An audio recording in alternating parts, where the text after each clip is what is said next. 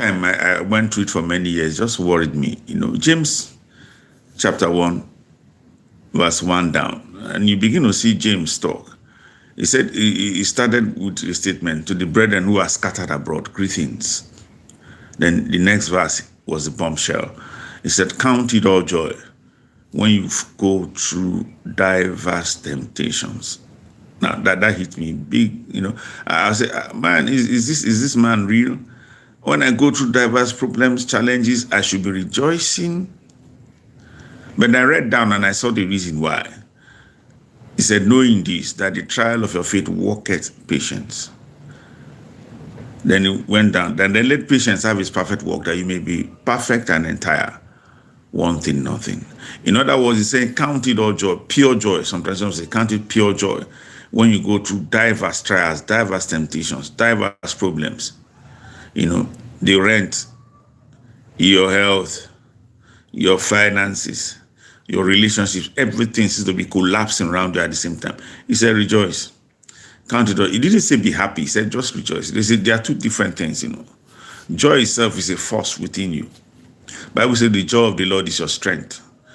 So you rejoice. Oh, there are things to make you sad. There are things to make you sorrow. Even when you are crying, at times you cry, at times you cry. And the next breath you say, Father, thank you. You rejoice. You just praise him in spite of it. You rejoice in the midst of the storm. He said, count it all joy when you go through diverse temptations. He said, don't break down. He said, the time of such temptation is not a time for you to break down. It's a time for you to rejoice. When things is not to be working, it's a time for you to rejoice, to dance. You look at the bank account is red. He said, rejoice. Around you, there seems to be your children, everything, there's still a problem. He said, rejoice. Rejoice. Rejoice. What will happen? He said, because there's another force that will come into being. He said, when you rejoice in the midst of tests and trials and diverse temptations, he said, the force of patience comes in. He said, the trial of your faith worketh patience. That means another force comes in patience. Oh, many times we think patience just means that just wait. That's not patience. Patience means being consistently consistent. Patience means don't let those situations shake you or move you. Patience means doing the things that you know you ought to do, regardless of whatever is going. Patience means you are praising him in the midst of the storm. Patience means you are working at it regardless of everything that ought to weaken your hand. There's sorrow, but yet you are still doing the things you ought to do. Patience means you are not moved by your situation and circumstances. He says when you get to that place, that part, something will begin to happen. That patience will begin to work in you.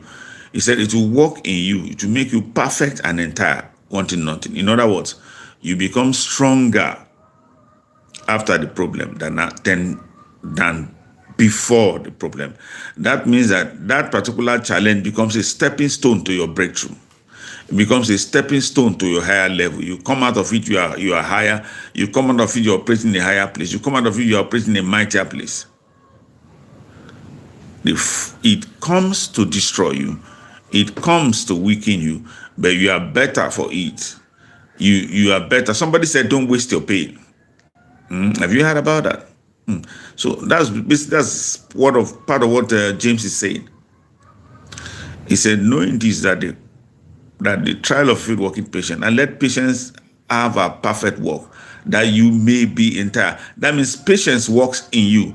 Oh, faith is there. You are using your faith. Because it said the trial of your faith worketh patience. That means the situation comes to try and to weaken your faith. But patience begins to work within you, to build resilience, to build the stuff that you need. Yeah, I notice you higher. Yeah, I notice your greeting. God bless you. Thank you for being with me in this channel.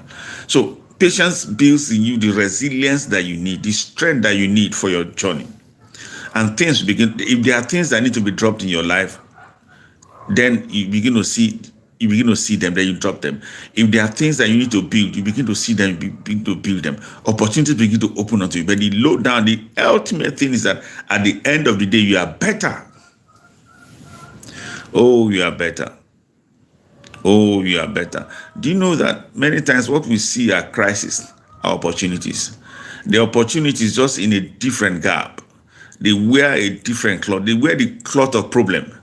But they're actually opportunities. The opportunities for your next level, the opportunities for your breakthrough, the opportunities for you to rise up, So don't give up.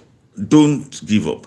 In the midst of it, celebrate. In the midst of it, dance. Not because you are not wise, not because you are not intelligent, but because you know that it's about to be a release of divine resources your way. Because you know, if you just cry, nothing will change. But if you rejoice in the midst of that darkness, doors will be opened.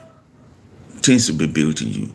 You will look at that problem in a different light and suddenly realize that it's not a problem, it's an opportunity. Do you know that every problem that people cry about, those are the same opportunities that people use to rise up? Think about it. Think about it. Think about it.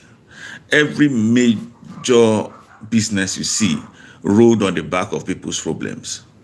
If people didn't have problems, it wouldn't be a major business. Do you know that? Yeah, it was a problem they solved. It was a problem they had an answer to. And because they had that answer, it succeeded. So that problem that is facing you now is a problem. It's an opportunity. You will need to see it in a different light. You may need to see it in a different view. So March 4, don't let it move you. Bible says, count it pure joy. Begin to celebrate. Why? Because in the midst of joy, something happens. Revelations. God will open your eyes to see things you didn't see.